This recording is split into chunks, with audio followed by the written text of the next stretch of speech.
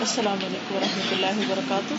نحمده ونصلي على رسوله الكريم اما بعد فاعوذ باللہ من الشیطان الرجیم. بسم اللہ الرحمن الرحیم. رب اشرح لي صدری ويسر لي امری واحلل عقدۃ من لسانی یفقهوا قولی. ہر مسلمان کی یہ خواہش ہونی چاہیے کہ دنیا سے جانے کے بعد بھی اس کی نیکیوں میں اضافے کا سلسلہ کسی نہ کسی طرح جاری رہے تاکہ وہ آخرت میں بلند درجات تک پہنچ سکے. انسان کے فوت ہونے کے بعد اس کے ذاتی اعمال کا سلسلہ منقطع ہو جاتا ہے. یعنی جو کچھ ہم نے آج صبح سے اب تک کیا مرنے کے بعد یہ نہیں کر سکے. آج ہی ہماری عزیز بہن کے والد کا انتقال ہوا ہے. تو ابھی میں جب اتر رہی تھی تو میں نے میسج پڑھا.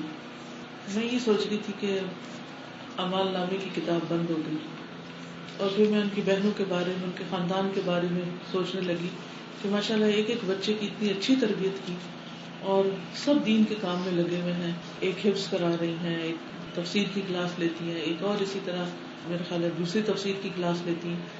تو اب وہ تو دنیا سے چلے گئے لیکن جو بچے پیچھے چھوڑ گئے اب وہ جو کچھ کریں گے بس وہ ان کو فائدہ دے گا, یہ دعائیں ان کے لیے ہوں گی.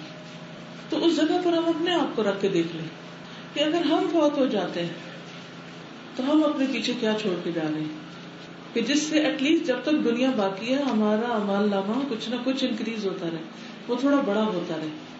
ابھی زندگی میں تو وقت ہے کہ ہم خود اپنے لیے کچھ کریں, لیکن جب ہم نہیں ہوں گے تو ہمارے لیے کون کیا کرے گا. اس میں صرف اولاد ہی نہیں ہوتی, اولاد تو ہے ہی, وہ تو صرف ایک پارٹ ہے. باقی ہم کتنے انسانوں کو کیا فائدہ پہنچانے والے ہیں کہ کل وہ بھی ہمیں دعاؤں میں یاد رکھیں اور وہ ہمارے لیے صدقہ جاریہ بن جائیں. کچھ اعمال انسان کو مرنے کے بعد بھی فائدہ دیتے ہیں. ان میں تو ایک وہ نیک اعمال ہے جو انسان اپنی زندگی میں خود کر جاتا ہے اور ان پر اجر و ثواب کا سلسلہ بعد میں بھی جاری رہتا ہے. دوسرے وہ نیک اعمال جو لواحقین میت کے ایصال ثواب کی نیت سے کرتے ہیں, یعنی جو پیچھے رہنے والے ہیں وہ فوت ہونے والے کے لیے کچھ کام کرتے ہیں. رسول اللہ صلی اللہ علیہ وسلم نے فرمایا جب انسان فوت ہو جاتا ہے تو 3 اعمال کے سوا اس کے تمام اعمال کا سلسلہ منقطع ہو جاتا ہے. صدقہ جاریہ, وہ علم جس سے نفع اٹھایا جاتا رہے, یا نیک اولاد جو اس کے لیے دعا کرتی ہے. تو کتنی چیزیں ہو گئی؟ صدقہ جاریہ یعنی مال کا صدقہ, علم کا صدقہ اور نیک اولاد کا صدقہ, ان کی دعائیں. تو نیک اعمال کا ثواب جاریہ وہ نیک اعمال جو لوگ اپنی زندگی میں خود کر جاتے ہیں اور ان پر اجر کا سلسلہ دنیا سے جانے کے بعد بھی ملتا رہتا ہے, وہ مدرجہ ذیل ہے. نمبر 1 صدقہ جاریہ. اس میں کون کون سے عمل ہیں؟ اس میں نمبر 1 فی سبیل اللہ مال خرچ کرنا, یعنی روپے پیسے سے اللہ کے دین کی خدمت کرنا. صدقہ جاریہ سے مراد خیر و بھلائی کے ان کاموں میں مال خرچ کرنا جن سے لوگوں کو فائدہ پہنچے. کن کاموں میں مال لگانا؟ جن سے لوگوں کو فائدہ پہنچے. ہم مال کہاں لگاتے ہیں؟ جس سے ہمیں فائدہ پہنچے, ہمیں, ہمارے بچوں کو, ہماری نسلوں کو, اپنی ذات کو. جتنی عیش و عشرت میں ہم رہ رہے ہوتے ہیں ہم کہتے ہیں تھوڑا سا اس کو اور بڑھا لو اور اچھا کر لو, دنیا کو جنت بنا لو, اور کل جس اصلی جنت میں جانا ہے وہاں کے لیے کچھ تیار نہیں کرتے. تو یہ کی پوائنٹ آپ نے یاد رکھنا ہے, جس سے لوگوں کو فائدہ پہنچے. اس کو انسرکل کر لیں. اپنے آپ سے سوال بھی کریں کہ وہ کون سے ایسے کام ہیں جو میں کر رہی ہوں اور ان سے لوگوں کو فائدہ پہنچتا ہے, جو لوگوں کے فائدے کے ہیں. جیسے مسجد, اسکول, مدرسہ, مسافر خانہ یا ہسپتال کی تعمیر, کوئی مفید دوا بنانا, پانی پلانے کا انتظام, کنواں کھدوانا, سایہ دار یا پھلدار درخت لگوانا وغیرہ وغیرہ. اور یہ کام بھی اس وقت فائدہ مند ہوں گے جب ثواب کی نیت سے کیے گئے ہوں گے. اگر آپ نے دنیاوی شہرت کے لیے ہسپتال بنوا دیا کہ اپنا ذرا میموریل ٹرسٹ بنا کے یا اپنے نام سے ہسپتال بنوا دے تاکہ لوگوں کو یاد رہے, جیسے بہت سے نان مسلم نے ہسپتال ایسے بنائے, مثلا گنگا رام کس کا نام ہے؟ ایک ہندو کا نام ہے اور اس کے نام سے اسپتال بنا ہوا. لیڈی ولنگٹن لاہور میں ایک ہسپتال ہے. اب موسٹلی کیا ہوتا ہے، کسی شخصیت کے نام پر کوئی ہسپتال یا مسجد بنا دی جاتی ہے. اگر تو انہوں نے نیت اللہ کی رضا کے لیے کیا ہے تو پھر کیا ہوگا، انہیں اس کا ثواب ملے گا. نام انہوں نے صرف پہچان کے لیے رکھا، کیونکہ کوئی تو نام رکھنا ہی ہے نا. ایک نام نہیں رکھیں گے تو دوسرا رکھیں گے، لیکن رکھنا تو پڑے گا. لیکن سوال یہ پیدا ہوتا ہے، ڈپینڈ اس بات پہ کرتا ہے کہ وہ نام کس لیے رکھا گیا. صرف کسی کی یاد میں، میموریل، یا پھر اللہ کی رضا کے لیے اور بندوں کو فائدہ پہنچانے کے لیے سیلف لیس ہو کر کام کیا. تو فی سبیل اللہ جب کچھ بنوانے بھی لگے تو اس وقت ضرور سوچیں کہ مقصد کیا ہے، دنیا کی شہرت یا کچھ اور. اسی طرح مسجد میں بھی لوگ بعض اوقات اپنا نام یا بیٹے کا نام یا کسی اور کا نام رکھ دیتے ہیں تاکہ اس کی یاد تازہ رہے. اسکول بھی عموماً کیا ہوتا ہے، بہت سے اسکول جو اس طرح کے ٹرسٹ وغیرہ بناتے ہیں وہ عموماً لوگوں کے نام پر بن جاتے ہیں.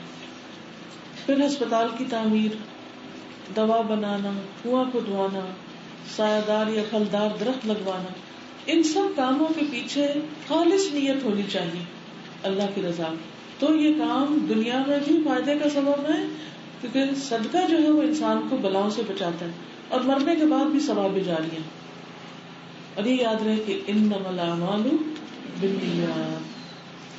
رسول اللہ صلی اللہ علیہ وسلم نے فرمایا، بہترین صدقات میں سے اللہ کی راہ میں کسی خیمے کا سایہ مہیا کرنا ہے، یا اللہ کے راستے میں کوئی خادم ہبہ کرنا، یا اللہ کی راہ میں کسی نر جانور پر کسی کو سوار کرنا ہے. اللہ کے راستے میں خیمے کا سایہ مہیا کرنا کیا مطلب؟ چھت بنانا، یا لوگوں کو جو اللہ کے راستے میں نکلے ہیں ان کو کوئی پروٹیکشن دینا. جیسے اس دور میں جہاد کے لیے لوگ نکلتے تھے تو ظاہر ہے بعضوں کا شدید گرمی کے دن ہوتے، تو اتنے بڑے بڑے لشکر اگر راستے میں کہیں پڑاؤ ڈالے اور کوئی درخت نہ ہو، کوئی سائے کی جگہ نہ ہو، ایسے میں جو لوگ سائے کا انتظام کرتے ہیں وہ اس میں شامل ہو جاتے ہیں. اس کے علاوہ کون سا سایہ؟ جی، یہ جو آپ یہاں پڑھ رہے ہیں تو یہ اللہ کے راستے میں نکل کر آئے نا، یا کسی دنیا کے کوئی بزنس کرنے آئے ہیں، یا یہ سے کہا جاتا کہ یہ پڑھ کے کیا بزنس کرو، ایسا تو کچھ نہیں ہے. اللہ کی رضا کے لیے سب آئے. اب آپ دیکھیے کہ جب اللہ کی رضا ہی کے لیے سب کچھ ہو رہا ہے تو ایک مثال ہے، اگر یہ چھت نہ ہو اور ہم اس وقت کسی درخت کے نیچے بیٹھے تو کوئی بیٹھے گا؟ بعض اوقات بڑا کراؤڈ ہو جاتا ہے تو ہمیں کیا لگانا پڑتا ہے؟ Tent, shamiana, marquee, canopy. تو اس کا کرایہ کتنا ہوتا ہے؟ کافی زیادہ ہوتا ہے بعض اوقات. اگر لوگوں کی شادی ہو تو اس خرچے کو وہ خوشی سے کرتے ہیں. کیا خیال ہے؟ بڑے سے بڑا ہال بک کرتے ہیں، بڑی سے بڑی مہنگی جگہ، اسپیشیس جگہ لیتے ہیں جس میں ہر طرح کے راحت و آرام ہوتے ہیں، اور اس کو وہ افورڈ کر لیتے ہیں. حالانکہ وہ چند گھنٹے کی بات ہوتی ہے اور اس کے بعد وہ سب ختم ہو جاتے ہیں، یوں اڑ جاتا ہے سب کچھ جو آئے گئے، کسی کو یاد نہیں رہتا. کیا آپ کو یاد ہے کہ آج تک آپ نے کتنی ایسی شادیاں اٹینڈ کی، کتنی ایسی مارکیز میں یا ایسے ہوٹلز میں یا ایسی جگہوں پر گئے؟ مجھے تو یاد نہیں، بے شمار میں گئے ہیں لیکن مجھے نہیں یاد سب. کوئی یاد کراتا ہے تو پھر یاد آتا ہے. اچھا ہاں، لیکن یہاں میں نے جو 1999 کے آخر میں پی سی میں درس کیا تھا، اور پھر اس کے بعد شیرٹن ہوٹل میں ہماری ان دنوں میں کلاسز ہو رہی تھی، فیبروری کا مہینہ ہم نے وہاں گزارا تھا ٹینٹوں کے نیچے. اور پھر جو ریجنٹ پلازا میں ہم گئے تھے وہ مجھے بہت اچھی طرح یاد ہے، کبھی بھی نہیں بھولا. اور مجھے وہ لوگ بھی یاد ہیں جنہوں نے اس کا انتظام کیا تھا، وہ بھی نہیں کبھی بھولے کس جگہ کس نے خرچ کیا تھا. یہ انہوں نے سائے مہیا کیے تھے نا، جن کے نیچے بیٹھ کر ہم نے یہ سب کچھ سیکھا تھا، جس کی وجہ سے کراچی میں یہ قرآن کی تعلیم کا کام اس پیمانے پر شروع ہوا تھا. ان میں سے ہو سکتا ہے کچھ لوگ اس وقت کراچی میں نہ ہوں یا دنیا سے بھی جا چکے ہوں، لیکن وہ سایہ مہیا کر کے اپنے لیے کیا کما گئے؟ صدقہ جاریہ. صدقہ جاریہ کہ جتنے لوگوں نے وہاں بیٹھ کے پڑھا، وہ جگہ تھی تو کوئی آیا نا. اور اب بھی مجھے یہ بتا رہی تھی کہ بہت سے بچے سمر کورس میں یہاں آتے ہیں، لیکن جگہ نہ ہونے کی وجہ سے ہم ان کا ایڈمیشن ریفیوز کر دیتے ہیں. تو جگہ کیوں نہیں بنتی؟ کیوں نہیں بنتی؟ کیونکہ لوگ اپنی شادیوں کے لیے تو بہت بڑی رقمیں خرچ کرتے ہیں لیکن اللہ کے راستے میں اتنا نہیں کرتے. اس کا مطلب یہ ہے سیدھی سیدھی کیلکولیشن کہ وقتی دنیا کے لیے سب کچھ لگانے کو تیار ہے, چند گھنٹوں کی راحت کے لیے, تھوڑے سے ناموری کے لیے, اور ہمیشہ کی جنت کے لیے اتنا نہیں کرتے, اور چاہتے کہ ہمیشہ کی جنت مل جائے, اور خرچ اتنا نہیں کرتے, اتنے پیسے وہاں نہیں لگاتے. ہم اپنے ساتھ اور اپنے پیاروں کے ساتھ زیادتی نہیں کر رہے. جس جگہ انسان جتنا انویسٹ کرتا ہے پھر اس کے مطابق ہی اس کو وہاں سے ملنا ہے نا. پھر اللہ کے راستے میں کوئی خادم ہبہ کرنا, خادم یعنی کوئی ورکر. آپ کا کیا خیال ہے کہ اس وقت بھی اللہ نے الحمدللہ آپ کو جو اپنی یہ بلڈنگ دے رکھی ہے, میرا خیال ہے کراچی کی واحد برانچ ایسی جن کے پاس اپنی پرسنل پراپرٹی ہے, بہت خوش قسمت ہے آپ. اب اس کو چلانے کے لیے اس کی بتی ٹھیک کرنی ہے, اس کا جنریٹر بھی چلانا ہے, اس کی ریسپشن پہ کھڑے ہونا ہے, اس کے ٹیچرز ہیں, اس کے اور بہت سے کام ہیں. تو سب لوگ والنٹیئر نہیں کر سکتے, کبھی گھر کے حالات کی وجہ سے, کبھی اجازت نہیں ملتی ان کو, وہ مانگتے بھی نہیں, لیکن ان کی ضروریات کا خیال بھی رکھنا ہوتا ہے. تو ہم بڑی آسانی سے ایک ایک ٹیچر اسپانسر کر سکتے ہیں, اس کے سال کی تنخواہ کا خرچہ لگا سکتے ہیں.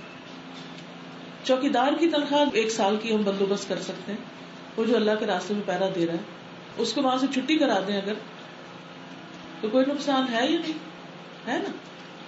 تو یہ سب کچھ کس لیے ہو رہا ہے؟ یہ سارے لوگ یہاں کیوں آتے ہیں, کیوں کام کرتے ہیں؟ اللہ کے راستے میں کر رہے ہیں یا کوئی بزنس لگائے ہوئے انہوں نے؟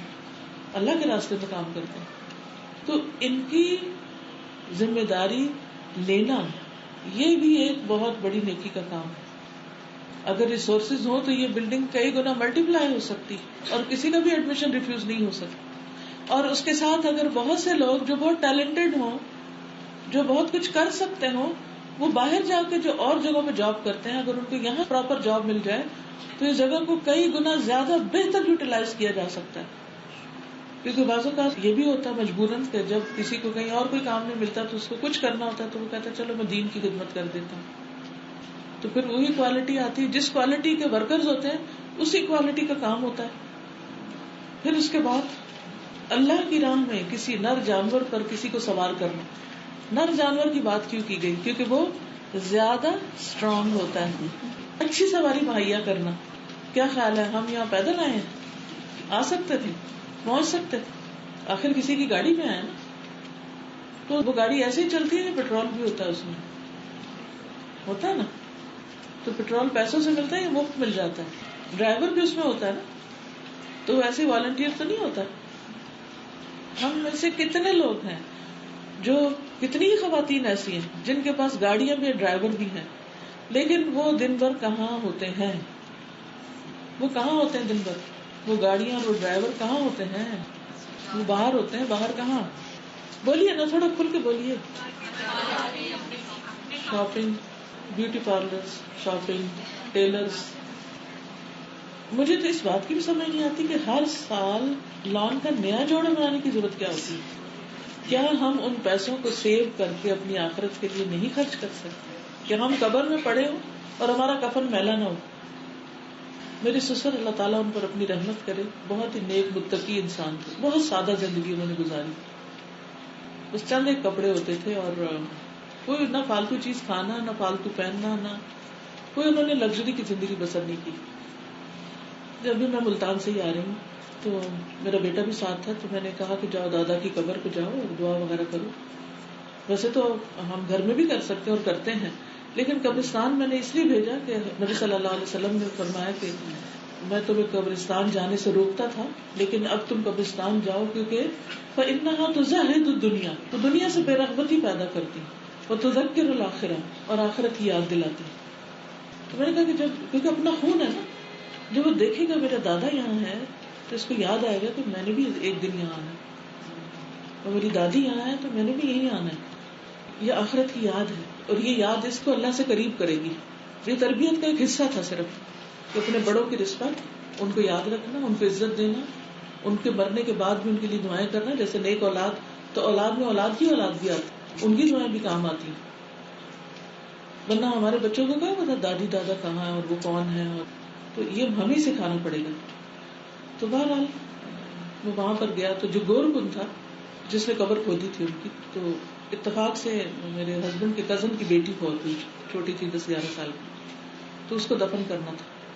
تو میں سسر کے پاؤں کی طرف انہوں نے قبر کھودنا شروع کی، تو ایک دم ان کی قبر کھل گئی، یعنی میرے سسر کی قبر کھل گئی. اور جب دیکھا تو دونوں پاؤں بالکل صحیح سلامت ایسے ہی. میں کینیڈا میں تھی، 2005 تھا میرا خیال ہے، یہ 6 تھا، ایسے فوت ہوئی، یعنی تقریباً 5-6-7 سال تو ہو ہی گئے. تو میں فوراً سوچنے لگ گئی، پیچھے غور کرنے لگ گئی کہ وہ کیا کیا کرتے تھے. تو سب سے زیادہ ان کی پرسنالٹی میں جو ڈومیننٹ فیکٹر تھا وہ ان کی سمپلسٹی تھی. سمپلسٹی، سادہ کھانا، سادہ پہننا، سادہ زندگی. اور 90+ ہو کر فوت ہوئے تھے، اور آخری کچھ عرصہ ان کا ایسا گزرا تھا کہ وہ نہیں جا پاتے تھے. ہم گھروں میں سوئے پڑے ہوتے تھے، وہ صبح کے وقت، تہجد کے وقت پیدل چل کے جہاں مسجد تھی اور جہاں انہوں نے پڑھانا ہوتا تھا وہ چلے جاتے تھے فجر کی اذان سے کہیں پہلے. یعنی میں نے بھی، میں اپنے سسرال میں تھی، یہی معمول دیکھا. صبح سویرے اٹھتے اور کسی کو نہیں اٹھاتے، کسی کو تکلیف نہیں دیتے تھے، خاموشی سے اپنا وہ ہوتا نا ڈنڈا جو ہوتا پکڑ کے لے جانے کا. اور اس وقت ان کی عمر 80 سال تھی، اور اسی طرح وہ پیدل چل چل کے جا رہے ہوتے تھے. ان کو بہت کہتے بھی تھے یہ سواری لگوا دیتے ہیں، وہ کر دیتے ہیں، نہیں، سادہ زندگی، اپنے کام سے کام. اور پھر تہجد پڑھے، نماز پڑھائی، پھر اس کے بعد اپنا پڑھانے بیٹھ گئے. یعنی صبح سویرے ان کا پڑھانا شروع ہوتا تھا، اور پھر دن میں بھی اسی طرح وقفے وقفے. پھر دوپہر کے وقت وہ گھر آتے تھے، پھر اس میں تھوڑا کھانا کھایا، آرام کیا، چائے وائے پی، اور پھر اس کے بعد پھر چل گئے، پھر چلے گئے، پھر رات کو واپس آئے، سو گئے، پھر صبح یہی روٹین.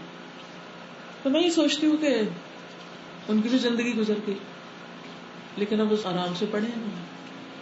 اور ایک ہم ہے کہ کپڑے پہ کپڑا پہن کے اپنے سارے پیسے کپڑوں میں برباد کر کے یہاں دنیا میں صرف دل کی ایک خواہش نفس، اور کوئی سیونگ نہیں اپنی آخرت کے لیے کہ اس کے لیے بھی کچھ خرچ کر سکے.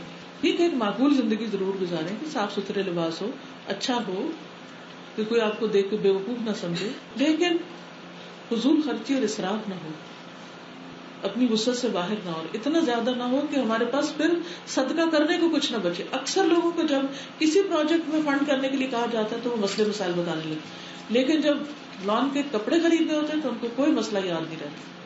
تو ہم سوچیں کہ وہ کون سا ایسا پروجیکٹ کر سکتے ہیں کہ ہم اپنے پیسے جمع کر کے، ذاتی پیسے. صحابیات کہاں سے صدقہ کرتی تھی؟ ان کے پاس بہت مال تھا، ازواج مطہرات کے پاس بڑی کھلی آمدنی تھی، لیکن وہ پھر بھی صدقہ کرتی تھی. کہاں سے نکالتی تھی پیسے؟ جو کپڑے ہوتے تھے ان میں پیون لگے ہوتے تھے، لیکن جو صدقہ ہوتا تھا وہ ہزاروں میں ہوتا تھا، کیونکہ جو آتا تھا وہ آخرت کا گھر بنانے کے لیے استعمال ہوتا تھا. ٹھیک ہے نا؟ ٹھیک ہے، دنیا میں رہ رہے ہیں آپ کا ماحول کچھ اور ہے، حضرت عائشہ کا کچھ اور تھا. تھوڑی بہت رخصت اگر ہم لیں بھی تو اتنی تو نہیں نا کہ سب کچھ یہیں لگا دیں اور آخرت کے لیے کچھ بھی نہ کریں. اور پھر ہم ایک سے پوچھتے ہیں، دوسرے سے مشورہ کرتے ہیں، تیسرے سے بات کرتے ہیں، اور سوچتے ہی رہ جاتے ہیں کہ کیا کریں اور کیا نہ کریں، آگے نہیں بڑھتے. پھر دوسری چیز ہے مسجد تعمیر کرنا. مسجد تعمیر کرنا، رسول اللہ صلی اللہ علیہ وسلم نے فرمایا، جس نے اللہ کے لیے قطار پرندے کے گھونسلے جتنی یا اس سے بھی چھوٹی مسجد بنائی تو اللہ تعالیٰ اس کے لیے جنت میں گھر تیار کرے. یعنی چھوٹی سی مسجد، ضروری نہیں کہ ہیوج. اب آپ دیکھیے کہ بعض مسجدیں بہت بڑی بڑی بنی ہوئی ہیں، ان پہ بھی نام لکھے ہوئے ہیں اور اندر نمازی کو خاص نہیں ہوتی. تو اصل مقصد صرف مسجد بنا دینا نہیں ہے، بلکہ اس کو آباد کرنا بھی ہے.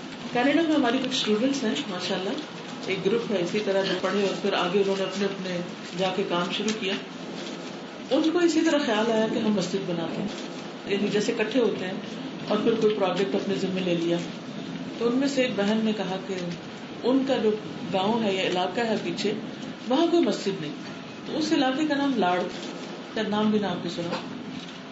انہوں نے مجھے لکھا کہ ہم چاہتے ہیں کہ وہاں مسجد بنائی جائے، تو کیا کیا جائے. اللہ کے فضل و کرم سے ہماری ملتان ٹیم جو ہے وہ اتنی اسٹرانگ ہے کہ انہوں نے راجن پور اور ڈیرہ غازی خان اور ان علاقوں میں جب سیلاب آیا 2010 اور 12 میں، تو انہوں نے باقاعدہ وہاں پر جو فلڈ ریلیف کا کام کیا. سوچ نہیں سکتی، ان کی کہانیاں سننے والی، کس طرح روزہ رکھ کے وہ صبح کے وقت ٹیم نکلتی تھی اور ضرورت مندوں کو جا کر دیکھ کر اور ان کی انہوں نے مدد کی، اور پھر تقریباً 300 گھر بنوا کر دیے. 400 کا ٹارگیٹ ہے، 300 بن چکے. تو میرے ذہن میں فوراً ان کا نام آیا کہ یہ لوگ کوئک ایکشن لیں گے اور بنا لیں گے. ماشاء اللہ، یہ میرے خیال ہے 2 مہینے پہلے کی بات ہے، یہ چند تھوڑا ہی عرصہ پہلے کی بات ہے کہ جب یہ انیشیٹ کیا گیا. اور ابھی میرا بیٹا وہاں پر ملتان سے چونکہ تھوڑا دور ہے، میرے پاس ٹائم نہیں تھا، میں نہیں جا سکی، لیکن وہ وہاں جا کر اسے دیکھ کر اور سارا کچھ تصویر وغیرہ اتار کر لایا کہ اب وہاں پر مسجد بن چکی ہے، اس میں کارپیٹ بچھے ہوئے ہیں اور پانی کا انتظام ہے. وہ سارا تو دیکھ کے اتنا خوش ہوا کہ یہ کچھ خواتین کی محبت اور کوشش کی وجہ سے یہ مسجد بنی ہے. صرف ان کی نیک نیت ہی تھی کہ اللہ سبحانہ تعالیٰ نے آگے وسائل بھی پیدا کر دی، ورنہ دور پار کے گاؤں جہاں پر کوئی فیسلٹی نہ ہو وہاں جا کے مسجد بنوا کے کون دے؟ یہ کتنا بڑا مسئلہ ہے. لیکن جب ہم ایک ٹیم کے طور پر کام کرتے ہیں، کینیڈا کے دور دراز علاقے میں بیٹھے ایک بندے کو خیال آ رہا ہے کہ مجھے یہ کام کرنا ہے، وہ خود نہیں آ سکتا لیکن پیسہ بھیج سکتا ہے، لیکن آگے امانت دار تو لوگ ہوں. آج ایسے لوگ کتنے ہیں کہ جن کو آپ کچھ دیں اور آپ پھر تسلی میں آ جائے کہ واقعی وہ جہاں آپ نے کہا وہاں لگ بھی جائے گا، اور دنوں میں واقعی انہوں نے وہ کام کر دکھایا. ایک ہوتا ہے ارادہ کرنا اور ایک ہوتا ہے پھر اس کے لیے ایسی کوشش جیسی کوشش کرنی چاہیے کہ وہ کام واقعی ہو بھی جائے، صرف باتیں ہی نہ ہوتی رہیں تاکہ صدقہ جاریہ شروع ہو جائے. اب اس میں کس کس کا حصہ ہے؟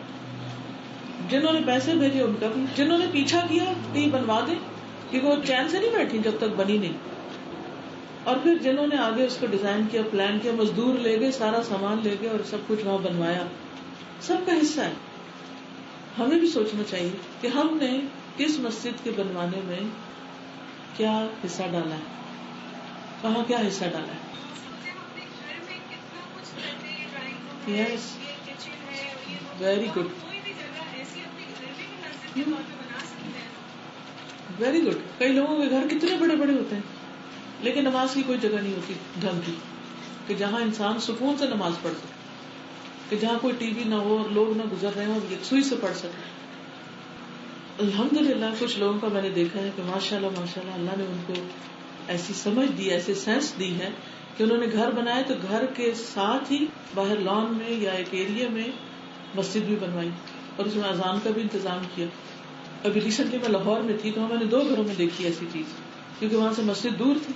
اور پھر گھر میں اتنے ملازم ہوتے ہیں، بعض جن کے گھر بڑے ہیں ان کے یہاں مالی بھی ہیں، ان کے یہاں ڈرائیور بھی ہیں، ان کے یہاں گارڈ بھی ہیں، ان چوکیدار پتہ نہیں کون سے کون، کوک ہیں، فلاں فلاں، کتنے مرد حضرات ہیں. نہ ہم ان کو چھٹی دیتے ہیں کہ مسجد ہے، نہ مسجد بعضوں کا سیکیور علاقے میں ہوتی ہے کہ وہاں جا سکے. تو کیوں نہیں ہم ایک جگہ پہ گھر کے صفحے بنا کے اس کو مسجد ڈکلیئر کر دیں کہ ادھر نماز ہی ہوا کرے گی، اور تھوڑا خیال رکھیں اور پیچھا کریں کہ نماز پڑھیں اور جماعت ہو. 4 رکعت کتنی دیر لیتی ہے، لیکن ہم تو اپنے نوکروں کو، اپنے بچوں کو نماز کے لیے اٹھانے کی بھی روادار نہیں ہے. ہم کہتے ہیں اچھا بولو سوئے نہیں، کوئی بات نہیں، تھکے ہوئے. کس چیز میں تھکے ہوئے یہ بھی سوچ لیں. جو نماز ہی نہ پڑھے مسجد کیا آباد کرے گا. اسی طرح خواتین بھی اپنے گھر میں کوئی نہ کوئی جگہ، کوئی نہ کوئی مصلی ایسا مقرر کر لینا چاہیے کہ جہاں نماز کی جگہ. بنی اسرائیل پر جب مشکل حالات آ گئے تھے، فتنہ پھیل گیا تھا اور ان کی جانیں خطرے میں تھی، جیسے آج یہاں بھی کراچی میں بھی بعض اوقات حالات ایسے ہو جاتے ہیں، کرفیو لگ جاتے ہیں، ہڑتالیں ہو جاتی ہیں، آپ گھر سے باہر نہیں نکل سکتے. بنی اسرائیل کو اللہ تعالیٰ نے کیا حکم دیا تھا کہ اپنے گھروں کو مسجدیں بنا لو، گھروں میں انتظام کر لو، لیکن جماعت سے تو پڑھو نماز. عام طور پر کیا ہوتا ہے، مرد حضرات کٹھے بھی ہیں، اذان ہوئی کوئی تو اٹھ کے مسجد چلا گیا اور کوئی وہیں بیٹھ کے سگریٹ پی رہے ہیں، ٹی وی دیکھنے لگ جاتے ہیں. ہم پر اللہ کی رحمتیں کہاں سے ہیں جب ہم نے بنیادی فریضے کے ساتھ یہ معاملہ کیا. تو صدقہ جاریہ تو بڑا اگلا اسٹیپ ہے، دور کا اسٹیپ ہے. رسول اللہ صلی اللہ علیہ وسلم نے فرمایا جو شخص اللہ کے لیے کوئی مسجد بنائے گا تو اللہ تعالیٰ اس کے لیے اسی طرح کا ایک گھر جنت میں بنا دے گا. اسی طرح کا ایک گھر، دس از ویری امپورٹینٹ، اسی طرح کا ایک گھر. اس کو بھی ذرا ذہن میں رکھیے. ہمارے گھر کیسے ہوتے ہیں اور ہماری مسجدیں جو عام طور پر مسجدیں وہ کیسی ہیں. گھر بنواتے وقت کیسا مٹیریل لگایا جاتا ہے، کون سے آرکیٹیکٹ ہائر کیے جاتے ہیں، کس قسم کی پھر انٹیریئر اور ڈیکوریشن اور سب چیزوں پر کتنا کچھ خرچ کیا جاتا ہے، اور کمفرٹ پر کہ ہر لحاظ سے کمفرٹیبل ہو. لیکن مسجد، ہماری مسجدیں عام طور پر، عمومی بات کری ان ایکسیپشنل کیسز چھوڑ دیجیے، کس مٹیریل سے بنتی, وہاں کی صفائی کا عالم کیا, وہاں کے واش روم کس قسم کے, وہاں کی ڈیلی صفائی, بجلی پانی لائٹ کا انتظام, پارکنگ کا انتظام, کون آباد کرنے والے, کون خیال رکھنے والے. جب مرد حضرات مسجدوں میں جائیں گے ہی نہیں تو ان کی آبادی کیا ہوگی؟ اب یہ عورتیں تو نہیں یہ کام کر سکتی, تو کرنا مردہ نہیں. تو ہم ایسے ہی گھر اپنے لیے جنت میں چاہتے ہیں کہ جن کے کارپیٹ اسٹنک کر رہے ہیں, جو کبھی کسی نے دھویا نہ ہو, صاف ہی نہ کیا. اور ینگ بچے جن کو کبھی نماز کا جوش آتا بھی ہے تو وہ مسجد کیوں نہیں جاتے کہ وہ گندی. گھر ہمارے جنت کے ٹکڑے بنے ہوئے ہیں اور مسجدیں ہماری انتہائی گندی, تو وہ آباد کہاں سے ہوگی؟ اللہ سبحانہ وتعالیٰ نے ابراہیم اور اسماعیل علیہ السلام کو جب اپنا گھر بنانے کا حکم دیا تو ساتھ ہی پہلا حکم کیا دیا؟ ان طہر بیتی للطائفین والعاکفین والرکع السجود, کہ میرا گھر صاف رکھنا, پاک رکھنا سب کے لیے, طواف, قیام, رکوع, سجود سب کرنے والوں کے لیے. پھر ہے پانی کا انتظام کرنا. رسول اللہ صلی اللہ علیہ وسلم نے فرمایا, جس نے کوئی کنواں کھدوایا پھر جو بھی پیاسا جاندار اس میں سے پانی پیے گا, خواہ وہ جن ہو یا انسان یا کوئی پرندہ, قیامت تک اللہ تعالیٰ اس شخص کو اجر دیتا رہے گا. اس زمانے میں پانی کا انتظام کنویں کے ذریعے ہو سکتا تھا. آج کل پانی کا انتظام کس کس طریقے سے ہوتا ہے؟ بورنگ کروانا, الیکٹریکل کولرز لگوانا جیسے ہسپتالوں وغیرہ میں, ان کے فلٹر لگوانا. کتنی بے شمار آبادی گندے پانی پینے کی وجہ سے بیمار ہوتی, کتنے بچے مر جاتے ہیں کیونکہ ان کو صاف پانی میسر نہیں. اور کیا کر سکتے ہیں؟ جو کنویں کھدوا بھی دیے گئے ہیں بعد میں ان کی مینٹیننس کرنے والا کوئی نہیں, کیونکہ جو غریب آبادیوں میں ہوتے ہیں وہ بےچارے پانی تو لے سکتے ہیں لیکن اس کو ٹھیک نہیں کروا سکتے. تو یہ بھی کیا جا سکتا ہے کہ باقاعدہ پروجیکٹس یہاں بنائے جائیں, جیسے آپ لوگ مختلف کورسز ہیں, ایک ایک کورس ایک ایک پروجیکٹ بنا لیں کہ ہم یہ پروجیکٹ جو ہے اس کو مینٹین کرتے ہیں, سسٹین کرتے ہیں. کچھ بھی آپ اس میں ضرورت کے مطابق کر سکتے ہیں کہ مثلاً آپ اپنے علاقے کی مسجدوں میں دیکھیں کہ وہاں پانی کا انتظام ہے پینے کا, یا پھر اور کس چیز کی ضرورت ہے کہ واقعی وہ مسجد صحیح عقیدے پر بھی ہو. اور پھر عموماً لوگ صدقہ نہ کرنے کا ایک عذر بہانہ کیا سوچتے ہیں کہ ٹرسٹ وردی لوگ نہیں. آپ وہاں خود کچھ لگوا دیں, پیسہ نہ دیں کسی کو, اس چیز کو ٹھیک کروا دیں. اصل چیز تو یہ ہے کہ مسئلہ حل ہونا چاہیے. پھر جو بس سٹاپس ہیں وہاں اس کے آس پاس پانی کا انتظام نہیں ہوتا. بعض لوگ یہ سمجھتے کہ ویران گاؤں میں جا کے کنواں کھدوانا ہی بس ثواب کا کام ہے, اور جو اپنے آس پاس پیاسے لوگ ہیں ان کے لیے انتظام نہیں ہوتا. پھر جی کئی گھروں میں ماشاءاللہ میں نے یہاں بھی دیکھا کراچی میں بھی کہ کچھ لوگ اپنے دیوار کے اندر سے سوراخ کر کے باہر ٹیپ لگوا دیتے ہیں یا کولر لگوا دیتے ہیں. الحمدللہ ہم نے الہدا کے باہر, اسلام آباد الہدا کا جو مین کیمپس ہے وہاں ہم نے انتظام کر رکھا ہے. شروع سے میری خواہش یہ تھی اسی چیز کو ذہن میں رکھتے ہوئے, تو وہاں ہم نے الیکٹرک کولر لگوا رکھا, اور گرمی کے موسم میں گاڑیوں پہ گاڑیاں رک کر وہاں سے پانی لے رہی ہوتی ہیں, اور بوتلیں پکڑی ہوتی ہیں, مزدور اور آس پاس کے جو بھی راہ گزر ہوتے ہیں ان سب کے لیے فری پانی کا انتظام ہوتا ہے. ہم بعض اوقات یہ سمجھتے ہیں کہ کوئی بڑا کام کرے تو کام ہے, اگر چھوٹے چھوٹے کام کریں گے تو کام نہیں. چھوٹی چیزوں کو دیکھنا زیادہ بڑا کام ہوتا ہے, کیونکہ صدقہ کرو خواہ کھجور کا آدھا ٹکڑا ہی کیوں نہیں, تو آدھا ٹکڑا کرنے کا تو ہمیں خیال ہی نہیں آتا. پھر ہے درخت لگانا. رسول اللہ صلی اللہ علیہ وسلم نے فرمایا, جس مسلمان نے کوئی درخت لگایا تو جو اس درخت سے کچھ کھا گیا وہ اس کے لیے صدقہ, جو اس میں سے چوری ہو گیا وہ بھی اس کے لیے صدقہ, جو درندوں نے کھا لیا وہ بھی صدقہ, جو پرندوں نے کھا لیا وہ بھی صدقہ, اور جو بھی اس میں کوئی کمی کرے گا مگر وہ اس کے لیے صدقہ ہوگا جس نے وہ درخت لگایا ہوگا. کوئی مرضی کھا لے. اگر اس وقت جتنے بھی لوگ یہ سن رہے ہیں سب صرف ایک درخت کا انتظام کر دیں تو شہر ہرا بھرا ہو جائے. اور پھر درخت لگانا ہی کام نہیں, اس کو سسٹین کرنا بھی. اب باہر کا موسم آ گیا, اب شجرکاری کا موسم ہے, اور اگر آپ خود نہیں بھی لگا سکتے تو کم از کم ایک بندے کو نمائندہ بنائیں, اور اپنے کسی بھائی کو, باپ کو, کسی کو بھی, کہ وہ کہیں دیکھ کر کے کہاں کہاں لگائے جا سکتے ہیں. اور کچھ نہیں تو اپنے گھر کی تھوڑی سی اینٹیں کھیڑ کے وہاں پر ہی کچھ مفید درخت لگا لیں. ابھی میں آئی تھی بلڈنگ میں تو پیچھے سے میں گزری, املی کا اتنا زبردست درخت تھا, دیکھ کر دل خوش ہو گیا, اتنا گھنا, اور اس میں املی لگی ہوئی بھی, اور املی دیکھ کر کیا ہوتا ہے منہ میں پانی آتی ہے. لگانے والا یہاں خود کوئی نہیں ہے, لیکن جو بھی اس میں سے کوئی کھائے گا اس کے لیے ثواب, صدقہ صدقہ صدقہ. بے شمار اس کے سائے تلے ہوں، اس کی آکسیجن لے رہے ہوں، دیکھ کے خوش ہو رہے ہوں، سب ثواب۔ اب آپ دیکھیے کہ اب نظر ہونی چاہیے نا کہ کون سی جگہ خالی ہے، کہاں کچھ لگ سکتا ہے، اور پھلدار درخت لگوائیں۔ مثلا انجیر کا درخت، قرآن میں انجیر کی قسم کھائی گئی، اور چھوٹا سا بھی ہوتا ہے تو پھل دینے لگتا ہے۔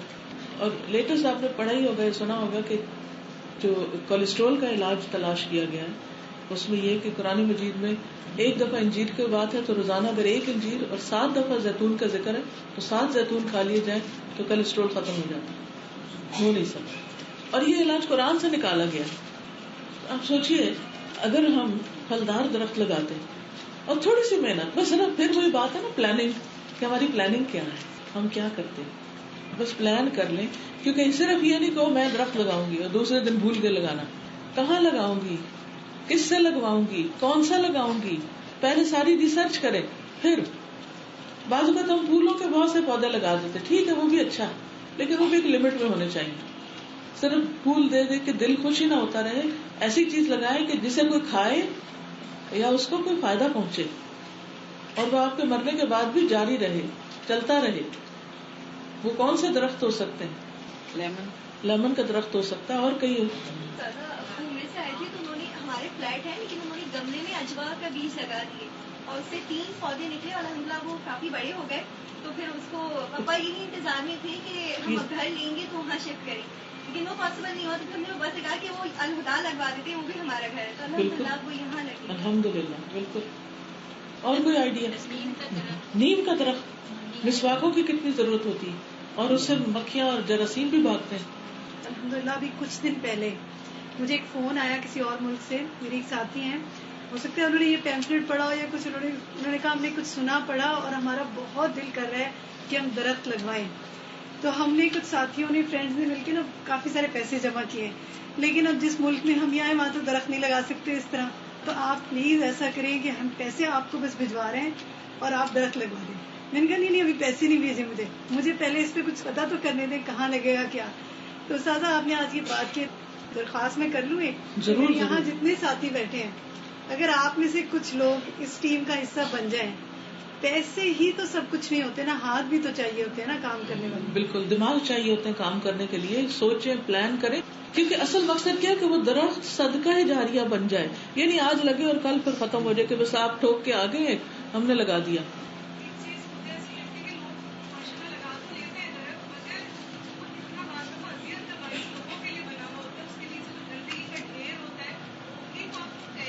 مجھے تو درختوں پہ رحم آتا ہے جب ان کے اوپر شرکیاں کپڑے لٹک رہے ہوتے ہیں اور بعض اوقات ان کے ساتھ جانور بندھے ہوئے ہوتے ہیں، تو میں سوچتی ہوں کہ ان کے اندر بھی ایک لائف ہے، تو ان کو کتنا مزریبل کیا ہوا ہے، یا ان کے اوپر ربڑ کے ٹائر لٹکائے ہوئے ہوتے ہیں، یا اور کوئی اس قسم کے کام کیے ہوئے ہوتے ہیں، پینٹ کر دیتے ہیں، پینٹ کر دیتے ہیں۔ چلیے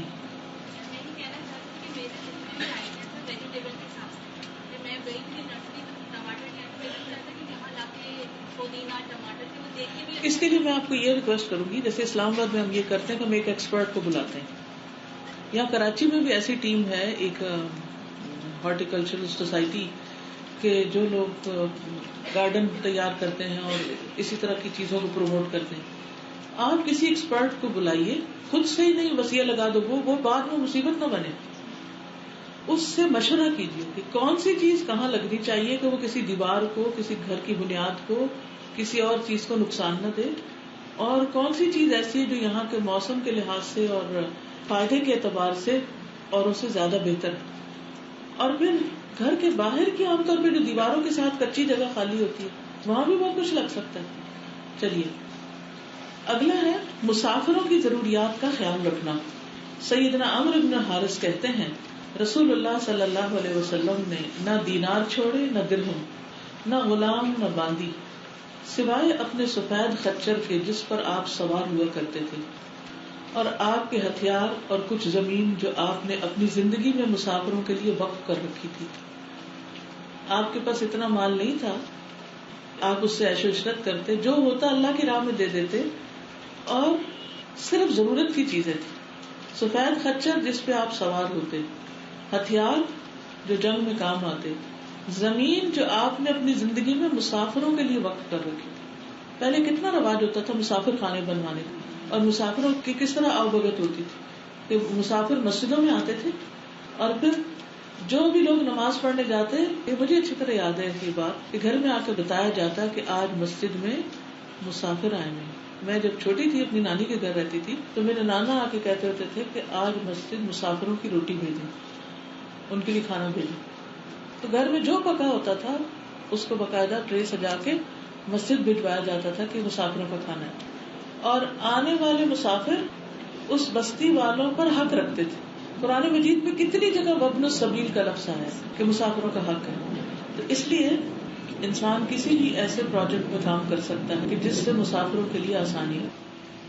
اب ایک آسان سا طریقہ آپ کو بتا سکتے ہیں. جو طالبات یہاں پر پڑھنے کے لیے آتی ہیں ان کے لیے ہاسٹل بنانا، ان کے لیے ہاسٹل بنانا، ہاسٹل تعمیر کرنا. وہ کیا ہے؟ ایک طرح سے مسافر خانہ ہے. جو اپنے شہر ملک گھر بار چھوڑ کر آئیں. کل شام میں میری میٹنگ تھی یہاں کے جو ہاسٹل کی بچیاں تھیں، تو میں دیکھ رہی تھی کہ ماشاءاللہ کسی نے اپنا گھر وقف کیا. اور پچھلی دفعہ میں آئی تھی تو ابھی کچھ حصے خالی تھے اور اب وہ بھرا ہوا ہے اوپر نیچے. میں یہ سوچ رہی تھی کہ دینے والے کا اخلاص کتنا تھا کہ 24 گھنٹے وہاں کام ہو رہا ہے، کیونکہ اسی کے اندر ہاسٹل ہے، بچیاں پڑھ رہی ہیں، رہ رہی ہیں اور دن رات قرآن کی تعلیم ہو رہی ہے، تلاوت ہو رہی ہے. اور اللہ تعالیٰ ان سب کو جزا دے جو محنت بھی کر رہے ہیں ان کو سکھانے کے لیے، اور ان کو بھی جنہوں نے اس گھر کو ڈونیٹ کیا. اور صرف ڈونیٹ ہی نہیں کیا، ابھی تک اس کے خرچے پورے کر رہے ہیں. میں جب اتری تو میں دیکھا کچھ ریت ویت پڑی ہے، تو ان کا یہ اس کو صاف کر دینا چاہیے. تو پتا چلا کہ اندر کچھ کنسٹرکشن وغیرہ ہو رہی، باتھ روم بن رہے ہیں، کچھ اور چیزیں ٹھیک ہو رہی ہیں. تو ایسی جگہ اور دین کا جو لوگ کام کر رہے ہیں ان کے رہنے کی جگہ، یہ سب چیزیں پھر اسی میں آ جاتی. نبی صلی اللہ علیہ وسلم کے زمانے میں اصحاب صفہ تھے جو اپنے گھر بار تجارت کام کاج چھوڑ کر دین سیکھنے کے لیے آئے تھے. پھر نبی کریم صلی اللہ علیہ وسلم نے فرمایا یہ مال سبز اور شیریں ہے اور مسلمان کا بہترین ساتھی ہے کہ اس میں سے مسکین، یتیم اور مسافر کو دیا جائے. مسکین، یتیم اور مسافر کو دیا جائے. پھر ہے نفع بخش علم. قرآن و حدیث کی تعلیم دینا، امر بالمعروف نہی عن المنکر کرنا، دین کے نشر و اشاعت کے دیگر کام جیسے مستند دینی کتب لکھنا، درس و تدریس پر مشتمل کیسٹس اور سیڈیز کی تیاری، مفید سائنسی ایجادات وغیرہ. یہ کام نفع مند علم کو آگے بڑھانے کے لیے یعنی صدقہ جاریہ بنانے کے لیے کیے جا سکتے ہیں. یعنی خود علم کی خدمت کرنا یا کتابیں یا سیڈیز یا اور چیزیں جو ہے وہ دوسروں تک پہنچانا. ہم ہر جگہ خود نہیں پہنچ سکتے، کیا خیال، سب کو نہیں سکھا سکتے نا. لیکن اللہ سبحانہ تعالیٰ نے ہمیں ایسے دور میں پیدا کیا کہ جہاں بہت سے ایسے ذرائع ہیں کہ آپ ماسز تک پہنچ سکتے ہیں، پبلک تک پہنچ سکتے ہیں. اس کے لیے پھر انسان کو کیا کرنا چاہیے، کیا کوشش کرنی چاہیے. مثلا یہی پمفلٹ ہے سال ثواب کا، یہ ہم پڑھ رہے ہیں نا، سب نے تو نہیں پڑھا، سارے کراچی نے تو نہیں پڑھا. کیا ہمیں ثواب کمانا ہے زیادہ اس کا؟ یہ کسی اور کو بھی کمانا چاہیے. ایک پمفلٹ کی تیاری میں کتنا وقت لگا، کتنی محنت لگی، حدیثیں ڈھونڈی گئی، کی تخریج کی گئی، ان کی پروف ریڈنگ کی گئی، بڑے مرحلوں سے گزرا. ٹائپ ہوا، پھر اس کو کورل میں ڈالا گیا، اس کی سیٹنگ ہوئی، پھر اس کی پرنٹنگ ہوئی، پھر اس کو سیل آفس میں رکھا گیا، اس کی بنڈل بنے، پھر ایک شہر سے دوسرے میں بھیجا گیا، پھر وہاں سے یہاں پہنچایا گیا، پھر یہاں سے تقسیم ہوا، آپ کے ہاتھ میں گیا. کتنے مرحلے. تو اس میں جتنے لوگوں نے حصہ ڈالا ڈال لیا. اب آپ کا کیا حصہ ہو سکتا کہ اگر لا کے اسٹال پہ رکھ دیا جائے تو کم از کم دیکھنے کی زحمت گوارا کرنا ہے اور وہاں سے لے کر اس کو آگے پہنچا دیا جائے. رسول اللہ صلی اللہ علیہ وسلم نے فرمایا جو ہدایت کی طرف بلائے اس کے لیے اس کے برابر اجر ہے جو اس کی پیروی کرے. یعنی جس کو آپ سکھائیں گے اس پر جو وہ عمل کرے گا وہ سارا آپ کو پروفٹ جائے گا. ان میں سے کسی کے اجر میں کچھ کمی نہ کی جائے گی، نہ بتانے والے کے اور نہ کرنے والے کے، سب کو اپنا اپنا ملے گا. ایک اور حدیث میں رسول اللہ صلی اللہ علیہ وسلم نے فرمایا بے شک اللہ، اس کے فرشتے، آسمانوں اور زمین کی ہر چیز، یہاں تک کہ اپنے بلوں میں موجود چونٹیاں اور مچھلیاں، لوگوں کو خیر کی تعلیم دینے والے کے لیے دعا کرتی ہیں، کیونکہ اس کی ذات سے دوسروں کو فائدہ پہنچ رہا ہوتا ہے، اس لیے اس کو دعائیں ملتی. ہمیں سوچنا چاہیے کہ ہم کتنا فائدہ پہنچانے والے ہیں. اچھا مجھے یہ بتائیے کہ پاکستان کی کتنے فیصد آبادی پڑھی لکھی ہے؟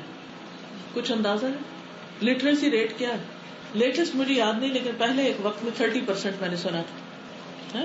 35 to 40. اس میں وہ لوگ بھی شامل ہیں جو اپنا نام لکھ سکتے ہیں، بس سب کچھ پڑھ نہیں سکتے. یہ بتائیے کہ کتنے فیصد لوگ ٹی وی دیکھتے ہیں، کتنے فیصد لوگ ریڈیو بھی سنتے ہیں ابھی تک جو گاڑیوں میں سن سکتے ہیں. کتنا بڑا میڈیا ہے جس کے ذریعے ہم میسج اکراس کر سکتے ہیں، سب کو پہنچا سکتے ہیں. تو ایک طرف کتابیں بانٹنا اور دوسری طرف کیسٹس اور سیڈیز کو لوگوں تک لے جانا. مثلا ایک ڈرائیور جو کراچی پورٹ سے چلتا ہے پشاور تک افغانستان تک، اس کو کتنے گھنٹے ڈرائیو کرنا پڑتا ہے؟ کچھ اندازہ ہے کتنے گھنٹے لگتے ہیں؟ 48 hours. 2 دن. 2 دن میں عام طور پر کیا خیال ہے وہ خاموش بیٹھا رہتا ہے؟ اس میں کیا سنتے ہیں؟ پر شو اللہ ماشاء اللہ کہ کوئی قوالیاں سن لے پھر یا نعتیں سن لے. اور ایک دن ایک سڑک سے آپ ٹریفک پولیس سے پوچھے کہ کتنی گاڑی گزرتی ہے، یہ بھی دیکھ لیں. ہم نے کبھی کوئی پلاننگ کیوں نہیں کی کہ ان ڈرائیورز کو ایجوکیٹ کرنے کے لیے ان کو کیسٹس یا سیڈیز یا جو ان کی گاڑی میں لگا ہوا ہے وہ ہر ایک کو دے دیا جائے. کیونکہ اگر ہم نہیں دے سکتے کیا وہ خود خریدیں گے؟ وہ تلاوت کی کیسٹ خریدیں گے؟ وہ صدقہ جاریہ کے لیکچر کی کیسٹ خریدیں گے؟ وہ نہیں خریدیں گے. کیوں نہیں خریدیں گے؟ نمبر 1 ان کو پتہ ہی نہیں کہ اس کا فائدہ کیا ہے. نمبر 2 ان کی جیب افورڈ نہیں کر سکتی، ان کو فری میں ہی دینا پڑے گا. اس حرص کے ساتھ کہ یہ کسی طرح سن لیں. پھر آپ میں سے جو لوگ بسوں میں ٹریول کرتے ہیں تو انہوں نے دیکھا ہوگا کہ بسوں میں کیا لگا ہوتا ہے، اور بعض اوقات کس قدر حیا آتی ہے سن کے بھی جو کچھ اس میں کہا جا رہا ہوتا ہے. بیچ میں مرد بھی ہوتے ہیں، عورتیں بھی ہوتی ہیں.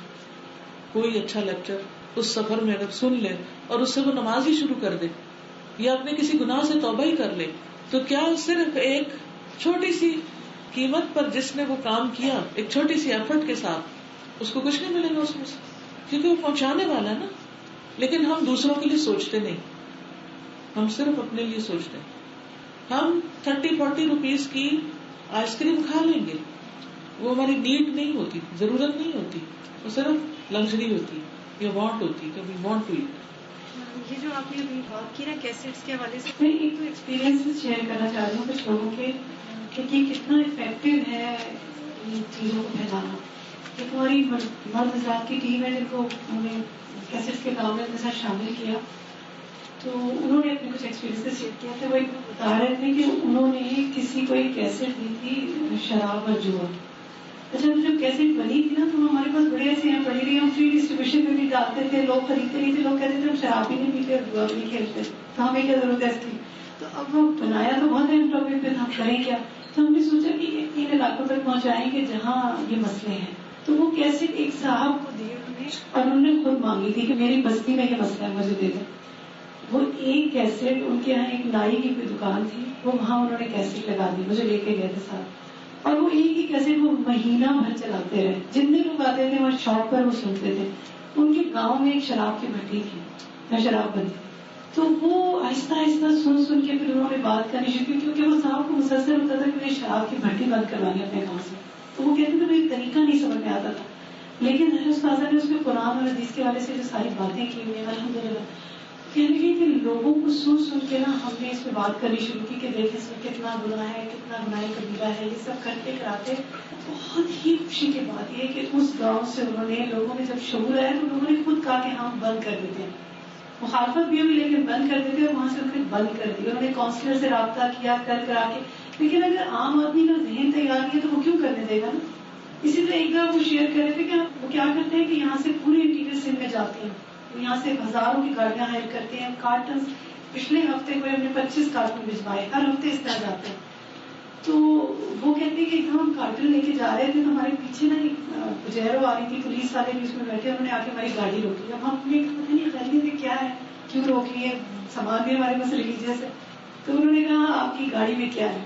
تو انہوں نے کہا جی یہ ہے، آپ کو چاہیے؟ تو انہوں نے کہا دکھائیں. تو انہوں نے دکھایا تو انہوں نے کہا کہ وہاں سے یوں آیا کہ ہمیں پتہ یہ چلا تھا کہ آپ یہ کہیں باندھ گئے اور ہمیں آپ کی کیسٹ چاہیے، کیونکہ یہ ڈاکٹر صاحبہ کا ہم ایف ایم پہ پروگرام سنتے ہیں اور ہم کب سے تلاش میں تھے کہ ان کی کیسٹ کہاں سے ملی. وہ اس علاقے کے خاصے بڑے جاگیردار ہیں، ان کے وہ کارندے تھے. اور وہ کہتے ہیں کہ پہلے جب ہم نے انہیں دیکھا تو ہم تو ڈر گئے کہ آج زندہ نہیں بچ کے جائیں گے واپس. اور وہ ان سے جتنے کارٹنز تھے نا کوئی 3-4 ان کی گاڑی میں سارے لے گئے. تو مجھے یہ لگ رہا تھا استاد کہ کراچی میں اگر ہم کسی سے بات کریں نا کہ آپ کو کیسے چاہیے تو وہ کہتے ہیں جی سلیٹ ہو گئی, آج تک کوئی نہیں سنتا.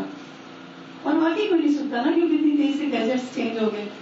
لیکن ہزاروں لوگ ایسے ہیں کہ جن کے ہاتھ میں آئی پوڈز نہیں ہیں, جن کے پاس وہ لیٹسٹ اسمارٹ فونز نہیں ہیں, جو کیسٹ ہی اور ٹیپ ریکارڈر ہی سنتے ہیں. اور ابھی بھی میرے پاس آفس میں ٹیپ ریکارڈرز کی اتنی ڈیمانڈ آئی ہوئی ہے کہ آپ ہمیں دیں اور کیسٹ بھجوائیں. ہمارے علاقے میں ہمیں 1 کیسٹ بھجوا دیں, 2 بھجوا دیں, 5 بھجوا دیں. تو آج کتنے لوگ ہوں گے یہاں پر, 100-200 کتنے ہوں گے. تو اگر ہمیں سے ہر شخص 3 کیسٹ اسٹال سے خرید دیں اور ایک ڈبے میں ڈال دیں اور کہہ دیں کہ ہماری طرف سے پہنچا دیں, ایک خرید لیں, زیادہ خرید لیں, آپ کو کیا پتا آپ کی وجہ سے کہاں کیا ہو جائے. جو گھر میں لے کے رکھی ہوئی ہے یا ٹیپ ریکارڈر فارغ پڑا, کوئی بھی نہیں اس کو یوز کرتا, تو وہ ٹیپ ریکارڈر پہنچا دیں تاکہ وہ بیکار میں ایسے کس کام کا, تاکہ جو لوگ سننا چاہتے ہیں وہ تو فائدہ اٹھائیں. پھر ہے نیک اولاد. اولاد کی صحیح تربیت کرنے والا قیامت تک اس کی کمائی وصول کرتا رہے گا. رسول اللہ صلی اللہ علیہ وسلم نے فرمایا, بے شک سب سے پاکیزہ چیز جسے انسان کھاتا ہے وہ اس کے ہاتھوں کی کمائی ہے, اور اس کی اولاد بھی اس کی کمائی میں سے ہے. رسول اللہ صلی اللہ علیہ وسلم نے فرمایا, بلا شبہ اللہ تعالیٰ جنت میں نیک آدمی کا درجہ بلند فرماتا ہے, تو وہ عرض کرتا ہے, اے میرے رب, یہ درجہ مجھے کیسے حاصل ہوا؟ تو اللہ تعالیٰ فرماتا ہے, تیری اولاد کی تیرے لیے دعائیں مغفرت کی وجہ سے, تمہارے بچے تمہارے لیے دعا کر رہے تھے اس وجہ سے. تو یہ یقینی فائدے کی چیز. لیکن اگر آپ نے اپنے بچوں کو بخشش کی دعا سکھائی ہی نہیں, ان کو یاد ہی نہیں کرائی, ان کو لے کر ہی نہیں دی, تو وہ کیا کریں گے؟ الحمدللہ ہم نے جتنی بھی بخشش کی دعائیں ممکنہ ہمیں ملی وہ سب ملا کے کارڈ چھاپا ہوا کاغذوں پر بھی ہے. کم از کم اپنے گھر میں رکھیے تو صحیح. تو آپ دیکھیے کہ گھروں میں اچھا لٹریچر رکھیے تو صحیح, دعاؤں کے کارڈ, ان سب چیزوں کو وصیت کر دیجیے, دیکھو میں مروں تو یہ لکھی ہوئی ہیں دعائیں, اگر یاد نہیں ہوئی تو دیکھ کے پڑھ لینا, اگر ہوگی نہیں تو اس وقت کیا ہوگا, بس رونا دھونا ہوگا, اس کو آؤ بھگت ہو رہی ہے, سونے بچھ رہے ہیں, وہ بیٹھ جائے وہ بیٹھ جائے, صرف ایک مہمانداری چل رہی ہے اور میت پڑی ہے, اس کے لیے کوئی دعا نہیں کرنا. تو جو چیز آگے فائدہ دینے والی ہے اس کا ہم نے انتظام نہیں کیا, کیونکہ جب تک ہم انتظام کر کے نہیں رکھیں گے اس وقت تک وہ چیز فائدہ نہیں دے گی, وہ کام ہونے کا نہیں, تمناؤں سے نہیں کام ہوتا, جو اس کے لیے پلان کر کے کچھ نہ کچھ عملی طور پہ کرنا پڑتا ہے. پھر ہے لواحقین کی طرف سے ایصال ثواب. لواحقین کی طرف سے ایصال ثواب کے لیے کیے جانے والے کام 2 طرح کے ہیں. نمبر 1, وہ کام جو مرنے والے کے ذمہ فرض تھے مگر بیماری یا کسی اور مشکل کی وجہ سے وہ انہیں نہیں کر سکا, تو بعد میں ان کے جو رشتے دار ہیں وہ ان کے لیے وہ کام کر دیں. نمبر 1, میت کے چھوٹے ہوئے روزے رکھنا. رسول اللہ صلی اللہ علیہ وسلم نے فرمایا, جو شخص فوت ہو جائے اور اس کے ذمے کچھ روزے ہوں تو اس کا ولی اس کی طرف سے روزے رکھے. تو جو بھی عزیز دوست رشتے دار فوت ہو تو فوراً پتہ کریں کہ کیا چیز باقی ہے اس کی فرائض میں سے. سیدنا ابن عباس سے روایت ہے, ایک آدمی نبی کریم صلی اللہ علیہ وسلم کے پاس آیا تو کہا, اے اللہ کے رسول, میری والدہ فوت ہو گئی اور ان کے ذمے 1 ماہ کے روزے تھے, کیا میں ان کی طرف سے وہ روزے رکھ لوں؟ آپ صلی اللہ علیہ وسلم نے فرمایا, ہاں, بس اللہ کا قرض زیادہ حقدار ہے کہ اسے ادا کیا جائے. پھر میت کی نظر پوری کرنا, تو منت اس نے مانی بھی. سیدنا سعد بن عبادہ نے رسول اللہ صلی اللہ علیہ وسلم سے پوچھا, بے شک میری والدہ وفات پا گئی اور ان کے ذمے نظر تھی جو وہ پوری نہیں کر سکی. تو رسول اللہ صلی اللہ علیہ وسلم نے فرمایا, تم ان کی نظر پوری کر دو, یعنی تمہاری والدہ نے اگر نہیں کی اور اس سے پہلے فوت ہوگی تو یہ اللہ کے ساتھ کیا ہوا ایک وعدہ تھا, تم پورا کرو. میت کی طرف سے حج کرنا. سیدنا ابن عباس سے روایت ہے کہ ایک عورت نبی کریم صلی اللہ علیہ وسلم کی خدمت میں حاضر ہوئی اور عرض کیا, میری ماں نے حج کرنے کی نظر مانی تھی لیکن حج کرنے سے پہلے فوت ہو گئی, کیا میں ان کی طرف سے حج ادا کر دوں؟ آپ نے فرمایا, ہاں, اس کی طرف سے حج ادا کر دو. اور فرمایا کہ تمہارا کیا خیال ہے, اگر تمہاری والدہ پر قرض ہوتا تو کیا تم اسے ادا کرتی؟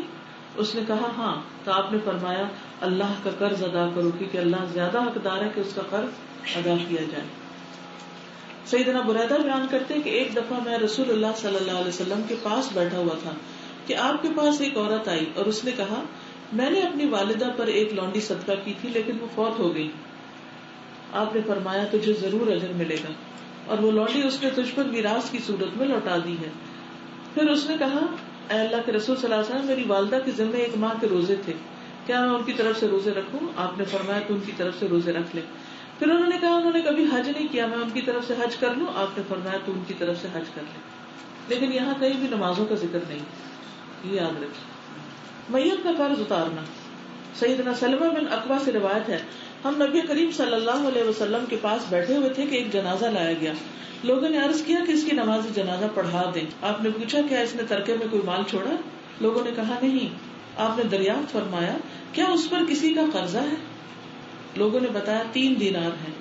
اس پر آپ نے فرمایا پھر تم اپنے ساتھی کی نماز جنازہ خود ہی پڑھ لو. یعنی آپ اس کا جنازہ نہیں پڑھتے تھے جس پر قرضہ ہوتا تھا. ابو قتادہ نے کہا اے اللہ کے رسول آپ اس کی نماز جنازہ پڑھا دیں, میں اس کا قرض ادا کر دوں گا. تو آپ نے اس کی نماز جنازہ پڑھا دی. اس سے یہ پتہ چلتا ہے کہ بغیر ضرورت قرضہ لینا نہیں چاہیے.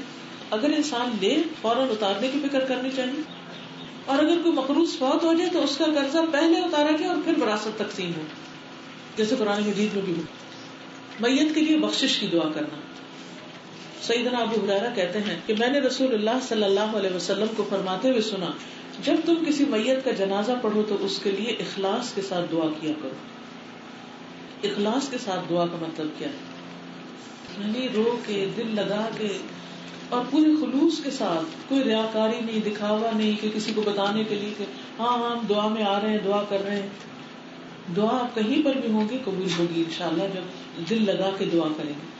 تو اس لیے میں آپ سب سے کہوں گی کہ آپ کے رشتے داروں میں سے کوئی بھی جو فوت ہو چکا ہے, نانا نانی, دادا دادی, پھپھی چچی, خالہ, امی ابا, بہن بھائی, رشتے دار, دوستوں میں سے کوئی بھی جو فوت ہو چکا ہے, تو آج کم از کم 1 دفعہ ان کے لیے نماز پڑھ کے سچے دل سے دعا کریں. سچ پوچھے تو ہم جانے والوں کو بڑی جلدی بھول جاتے ہیں, کتنا بھی روتے ہیں تھوڑے دیر کے بعد ویسے ہی ہو جاتے ہیں, دنیا میں لگ جاتے ہیں. اس لیے خوب خوب دعا کریں, رو کے دعا کریں ان کے لیے. سیدنا عثمان بن عفان سے مروی ہے کہ نبی کریم صلی اللہ علیہ وسلم جب میت کو دفن کر کے فارغ ہو جاتے تو قبر پر رکتے اور فرماتے اپنے بھائی کے لیے استغفار کرو. میت کی بخشش کی دعائیں الگ کارڈ پہ دستیاب ہیں. میت کی طرف سے صدقہ کرنا.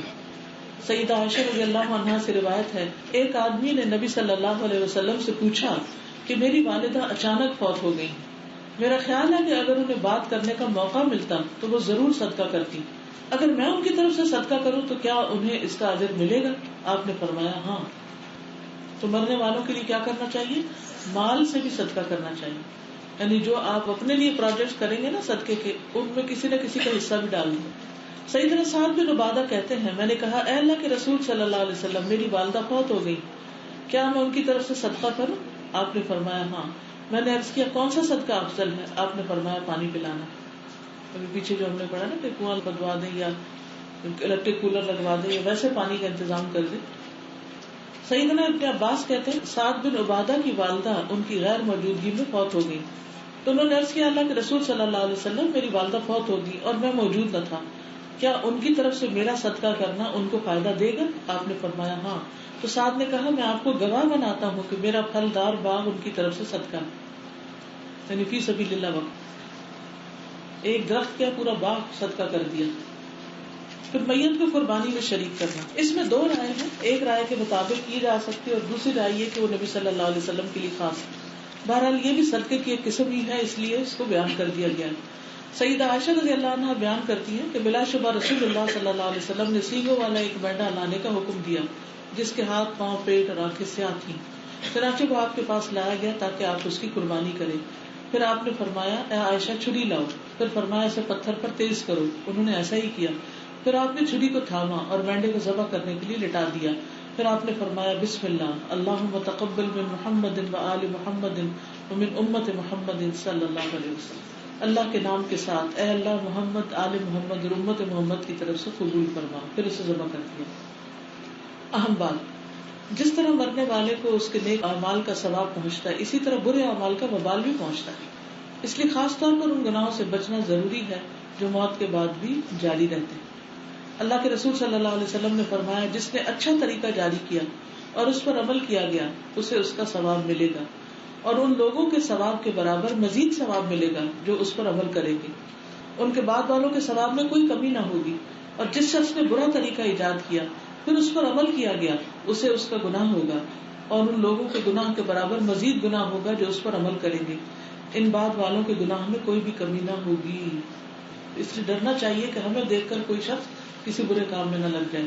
ایصال ثواب میں بدعات سے بچنا. میت کے ایصال ثواب کے لیے ضروری ہے کہ صرف ان کاموں پر اکتفا کیا جائے جو قرآن و سنت سے ثابت ہے اور ایسے کاموں سے بچا جائے جو ثواب کی غرض سے نبی صلی اللہ علیہ وسلم کے بعد ایجاد کر لیے گئے، جیسے میت کے پاس بطور راہداری سورۃ البقرہ کی تلاوت کرنا، دفناتے وقت میت کے ساتھ عہد نامہ رکھنا، قبر پر سورۃ فاتحہ، سورۃ اخلاص یا سورۃ یاسین پڑھنا، جمعرات کل 10واں چہلم کرنا، ہر جمعرات کو گھر یا قبرستان میں کھانا یا مٹھائی تقسیم کرنا، قرآن اجرت پر پڑھوانا اور اس کا ثواب مرنے والے کو بھیجنا، بسم اللہ کا ختم کرنا یا چنوں پر 70,000 مرتبہ کلمہ پڑھنا، گٹلیوں پر ایصال ثواب کی نیت سے ذکر کرنا، برسی منانا، میت کو ثواب پہنچانے کی نیت سے سالانہ ختم دلانا. تو اللہ تعالیٰ سے دعا ہے کہ وہ ہمیں ہر بدعت سے بچنے اور نبی کریم صلی اللہ علیہ وسلم کے بتائے ہوئے طریقے پر عمل کرنے کی توفیق عطا فرمائے. رسول اللہ صلی اللہ علیہ وسلم کا فرمان ہے، میں تمہیں اللہ سے ڈرنے اور سننے اور اطاعت کرنے کی وصیت کرتا ہوں، اگرچہ حبشی غلام تم پر امیر ہو. تم میں سے جو میرے بعد زندہ رہے گا وہ بہت اختلاف دیکھے گا، تو تم پر میری سنت اور ہدایت یافتہ خلفائے راشدین کی سنت کو پکڑنا لازم ہے. اس کو خوب مضبوطی سے تھامنا، بلکہ ڈاڑھوں سے پکڑے رہنا، اور دین میں نئی پیدا کی ہوئی چیزوں سے بچنا، کیونکہ ہر نئی چیز بدعت ہے اور ہر بدعت گمراہی ہے. نبی کریم صلی اللہ علیہ وسلم اپنے ہر خطبے کے آغاز میں فرماتے، بہترین بات اللہ کی کتاب ہے اور بہترین سیرت محمد صلی اللہ علیہ وسلم کی سیرت ہے، اور سارے کاموں میں بدترین کام نئے ایجاد کردہ کام ہے اور ہر بدعت گمراہی ہے. سیدنا ابن عمر کہتے ہیں، ہر بدعت گمراہی ہے اگرچہ لوگ اسے نیکی سمجھیں، کیونکہ جو کام نبی صلی اللہ علیہ وسلم نے ہمیں نہیں بتایا اس کو ثواب سمجھ کے کرنا یہی بدعت ہوتا ہے جو عبادات اور عقائد میں ہوتا ہے. جی آپ فرمائیے. دیکھیے ہم نے ساری ریسرچ کر لی، جس طرح حدیث روزے کے بارے میں ملی، حج کے بارے میں ملی، یہ سب موجود ہے تو ہم نے بتا دیا. نماز کے بارے میں کچھ بھی نہیں ملا. ٹھیک ہے، نہیں وہ تو پھر فدیہ باقاعدہ حساب کر کے دینا ہو. حج خود بھی کر سکتے، کسی کو بھیج بھی سکتے جو واقعی متقی انسان ہو. ایسے نہیں کہ جو نماز بھی نہ پڑھتا اسے وہاں بھیج دیں، وہ وہاں بھی جا کے نمازیں چھوڑ دیں. جی استغفار تو اپنے لیے ہوتا ہے، میت کی بخشش کی دعا ان کے لیے دعا کیجیے. جی یعنی ان کے لیے استغفار کرنا، ہاں یہ کر سکتے ہیں کہ اللہ ان کو بخش دے. ہمارے والدین زندہ ہیں تو ان کی طرف سے جو ہے صدقہ کر سکتے ہیں. جی کوئی بھی آپ اچھا کام کرنے لگے ہیں خود صدقہ تو ان کے بھی دل میں ڈال لیجیے، نیت کر لیجیے کہ اللہ ان کو بھی ثواب ہے. نہ بھی اگر کریں گے ان کی طرف سے ایکٹیو نیت تو بھی اولاد جو نیک کام کرتی ہے وہ ماں باپ کے لیے صدقہ جاریہ بنتا ہے. ایک مہینے پہلے اپنی نانا کے گھر گئی، نانا روزانہ آپ کی نا FM پہ سنتے ہیں، تو میرے نانا سن رہے تھے. میں گئی نانا کے پاس، میں کہا نانا یہ کون ہے جو بولی آپ انہیں جانتے؟ تو کہتے کہ نہیں. میں کہا نانا میں نے بھی نہیں دیکھا لیکن یہ میری میڈم ہے. تو کہنے کہ تمہاری میڈم کیسے؟ میں نے کہا نانا میں اب پڑھنے جانے لگی ہوں ان کے مدرسے میں نا. تو کہنے کہ بیٹا ہم تو روز سنتے ہیں. کہنے کہ میرا تم پڑھنے جاتی ہے؟ میں نے کہا جی نانی میں پڑھنے جاتی ہوں نا، 5 اپنا صحیح کر رہی ہوں تجوید کے ساتھ. یہ ہماری میڈم ہے، میں نے ان کو دیکھا نہیں ہے. تو کہنے لگے اچھا تو سیکھ لے پھر ہمیں سکھانا اگر ہم زندہ رہے تو. الحمدللہ. اب یہ دیکھیے کہ یہ ان تک خیر کہاں سے پہنچی. آپ تو ابھی نہیں سیکھے اور نہیں سکھا سکتے، لیکن اللہ نے اگر ایک ذریعہ بنا دیا اور ریڈیو کے ذریعے وہاں ان تک پہنچ گئی بات، تو کتنی ہی چیزیں ان کے مائنڈ کی کلیئر بھی ہو گئی ہوں گی انشاءاللہ. لیکن ریڈیو تک جانے میں جس کا پیسہ لگا وہ سامنے نہیں ہے، مگر اس کا بھی اجر بیچ میں شامل ہو گیا. جس نے کیسٹ وہاں پہنچائی، جس نے لگایا، سب شریک ہو جاتے ہیں. یہی صدقہ جاری. کچھ بچوں کو ٹیسٹ کرواتے تھے اور پھر چاہے وہ بچے یا پھر بھول جائے اور عمل بھی نہیں کرے. اگر ان کی اپنی نیت ٹھیک اور بچے نے بلا دیا تو بچے پہ بوال ہوگا، لیکن اگر والدین کی نیت ٹھیک نہیں تھی، انہوں نے صرف اپنی خاطر بچے کے اوپر ایک بوجھ ڈال دیا، تو وہ پھر صحیح نہیں. ایپریل 107 کا تفسیر قرآن کا جو پروگرام آ رہا ہے تو ایک چاہنے والی نے انہوں نے پورا قرآن ختم کیا اور پھر بیچ میں میرا کچھ حصہ رہ گیا، لیکن تکمیل قرآن کی جو دعا ہے تھی وہ انہوں نے سنی اور ٹیپ ریکارڈ کی اور ناشتے پہ وہ سب کو ہے نا سنواتی ہے ریکارڈ کر کے. اور میڈم تکمیل قرآن کی دعا انہوں نے مجھے سنوائی تو مجھے میرے آنسو اس لیے جاری ہوئے کہ دیکھو کچھ عرصے میں نہیں سن سکی، میں تھی نہیں. لیکن یہ سلسلہ جاری ہے اور آگے بھی مستقل انہوں نے کیا ہوا ہے، ان سے بڑی خوش ہوئی. الحمدللہ.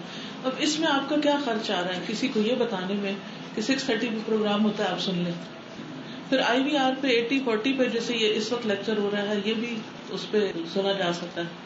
یعنی اگر آپ موبائل فون سے 80-40 اس پہ کچھ پیسے لگتے ہیں، لیکن یہ ہے کہ جو نئے نئے لیکچرز آ رہے ہیں وہ بھی آپ گھر پہ سن سکتے ہیں ویب سائٹ کے ذریعے. کے پاس اسمارٹ فونز ہیں، ایک نئی اپلیکیشن بنی ہے قرآن فار آل، اور وہ بھی موبائل کے اوپر پوری ویب سائٹ ڈاؤن لوڈ ہو جاتی ہے اور اس کے ذریعے سب تک میسج جا سکتے. اس طرح قرآنی اور مسنون دعائیں آ چکی ہیں. ایاک نستعین کی اپلیکیشن موجود ہے. اسی طرح زاد راہ جو حج کی دعائیں ہیں وہ اپلیکیشن بن گئی ہے. اب سونے جاگنے کے آداب جو ہیں ان کی بن رہی ہے، انشاءاللہ وہ بھی جلد مل جائے گی. تو کچھ ٹیم الحمدللہ اپنا وقت مال جان لگا رہے ہیں کہ لوگوں تک خیر پہنچے، لیکن ان کو سپورٹ کرنا ہمارا فرض ہے. اگر اور کچھ نہیں کر سکتے تو ان کے لیے دعا ہی کریں کہ اللہ تعالیٰ ان کی مدد فرمائے اور یہ خیر چلتی رہے. جتنی دیر چلتی رہے گی ہم سب کا حصہ ہوگا اس میں انشاءاللہ. ہم قربانی کرنا چاہیں اور ہم جب قربانی دینا چاہیں تو کیا اس میں ہمیں اپنی قربانی علیحدہ کرنی ہوگی یا اسی میں شامل ہو جائے گی؟ الگ ہی کرنی ہوگی. ہمیں اپنی الگ کرنی ہوگی اور ہم یہ قربانی بھی دے سکتے ہیں نبی کریم صلی اللہ علیہ وسلم جتنے مرضی سارے فوت شدگان ہر چیز کو شامل کریں. تو والدین کی الگ سے ہوگی نہیں اکٹھی بھی ہو سکتی. اچھا جی نیگیٹو پروپیگنڈا ہو رہا ہوتا ہے آپ کے بارے میں کہ بھائی آپ ایک لیڈیز ہیں اور آپ کے جتنے بھی لیکچر ہوتے ہیں وہ جینٹس بھی سن رہے ہوتے ہیں، تو کوئی آپ مجھے ایسی دلیل بتائیں کہ ان کو دوں جو وہ اوکے. پہلی بات تو یہ ہے کہ یہ ان کا اخلاص ہے کہ وہ وری کرتی ہیں ہمارے بارے میں، ہمیں کوئی مشکل نہ ہوگا. نہیں میں تو یہ سمجھتی، میں اس کو پازیٹیو وے میں لوں گی. تو میں سمجھتی ہوں وہ میرے بہت ہی خیر خواہ اور ہمدرد ہیں جو میرے لیے پریشان ہوتے ہیں. دوسری بات یہ ہے کہ میں ہمیشہ لوگوں سے کہتی ہوں کہ آپ کہتے ہیں کہ آواز کا پردہ ہے، کیا صرف میری آواز کا پردہ ہے یہ سب کا؟ صرف میری آواز کا پردہ ہے یہ سب کی آواز کا پردہ ہے؟ پھر اس کا مطلب ہے کہ آپ چوکیدار سے بات نہیں کر سکتے، آپ رکشے والے سے بات نہیں کر سکتے، آپ سبزی والے سے نہیں کر سکتے، آپ بازار نہیں جا سکتے. آپ کیا صحابیات نے کبھی نبی صلی اللہ علیہ وسلم کسی سے بازار میں کوئی لین دین کیا تھا، کوئی بات کی تھی؟ یہ سب چار دیواری کے اندر ایسے بیٹھے تھے کہ کوئی آواز باہر نہیں جاتی تھی؟ ایسا نہیں تھا. حضرت عائشہ رضی اللہ تعالیٰ عنہا جو ہیں وہ خواتین کے علاوہ مردوں کو بھی سکھاتی تھی. پھر آپ کہیں گے وہ تو حضور صلی اللہ علیہ وسلم کی وائف تھی اور امہات المومنین بلا شبہ، لیکن اس کے بعد بھی کیونکہ میں نے PhD حدیث سائنسز میں کی، میں نے وہ ساری چیزیں پڑھی. خواتین محدثات کے بارے میں آرٹیکل لکھا جس پر مجھے پریزیڈینشل ایوارڈ بھی ملا، اور اس میں نے یہی ریسرچ کی کہ مختلف دور میں کون سی خواتین تھیں جنہوں نے علمی میدان میں کام کیا اور جنہوں نے لوگوں کو سکھایا. تو اللہ کا شکر ہے کہ مجھے ایسے دلائل ملے جس کی وجہ سے میرا بھی شرح صدر ہوا. اب ایک بات یہ ہے کہ ہم اپنے آپ کو بچا کے بیٹھ جائیں، اور دوسرا یہ ہے کہ معاشرے سے جہالت دور کریں. تو میں کون سا مردوں کے بیچ میں بیٹھ کے ان کے ساتھ باتیں کر رہی ہوں اور پڑھا رہی ہوں یا ہنسی مذاق کر رہی ہوں یا لطیفے بیان کر رہی ہوں یا کوئی گانا گا رہی ہوں. میں اللہ اور اس کے رسول صلی اللہ علیہ وسلم کی باتیں کر رہی ہوں، اور یہ صرف ایک آواز ہوتی ہے، میں خود تو نہیں ہوتی وہاں پر. تو ایک آواز کا میڈیم ہے، اس کے ذریعے اگر لوگوں تک ایک میسج پہنچ رہا ہے. تو جیسے میں نے پہلے ذکر کیا کہ پڑھے لکھے لوگ ہمارے بہت کم ہیں، زیادہ صرف سن کے سیکھ سکتے ہیں. اب اس کا یہ مطلب نہیں کہ مرد ہے نہیں، مرد ہیں ماشاءاللہ، بہت مرد ہیں سکھانے والے، لیکن بعض اوقات وہ لوگ مشکل زبان میں بات کرتے ہیں، عوام کو سمجھ میں نہیں آتا. تو اگر اللہ نے مجھے صلاحیت بخشی تو مجھے اس سے لوگوں کے فائدے کا بن جانا چاہیے. استاذہ لوگ کہتے ہیں کہ اس سے پہلے کبھی کسی خاتون نے اس طرح سے نہیں کیا، تو حصول علم خواتین جو بکلیٹ ہے وہ بہت اچھا ہے، اپنا شرح صدر بھی ہوتا ہے، موٹیویشن بھی ملتی ہے کہ ہم سے پہلے بھی ایسی مثالیں موجود ہیں. اب یہ کہتے ہیں نا کہ کسی اور خاتون نے کبھی کیا نہیں، اس لیے کہ میڈیا میں کس قدر سنگر خواتین موجود ہیں. کبھی کسی نے اعتراض کیا، کوئی احتجاج کیا کہ یہ کیوں ہو رہا ہے؟ ہر چیز میں خواتین موجود ہیں. اور اس سے پہلے لکھنے پڑھنے کا دور تھا، لوگ کتابیں لکھتے تھے یا محدود حلقوں میں پڑھاتے تھے، CD کیسٹ کا دور نہیں تھا. ہم اس دور میں پیدا ہو گئے کہ جب یہ وسائل آ گئے تو ہمیں اللہ کے راستے میں وسائل استعمال کرنے تھے، ہم نے یہ وسیلہ استعمال کر لیا اور اس سے میسج پھیلتا چلا گیا. اب اس پر بعض اوقات لوگوں کو حسد بھی ہو جاتا ہے. نتیجے کے اعتبار سے دیکھیں کہ لوگوں کو فیض پہنچا، فائدہ ہوا ہے یا کوئی خرابی شروع ہوئی ہے. الحمدللہ اللہ نے خرابیوں سے محفوظ رکھا ہے اور خیر پہنچ رہی ہے لوگوں کو. ٹھیک ہے، چلیے اجازت چاہتی ہوں. اللہ تعالیٰ آپ سب کو بہترین جزائے خیر عطا کرے. سبحانک اللہم و بحمدک، اشہد ان لا الہ الا انت، استغفرک و اتوب الیک. السلام علیکم و رحمۃ اللہ وبرکاتہ.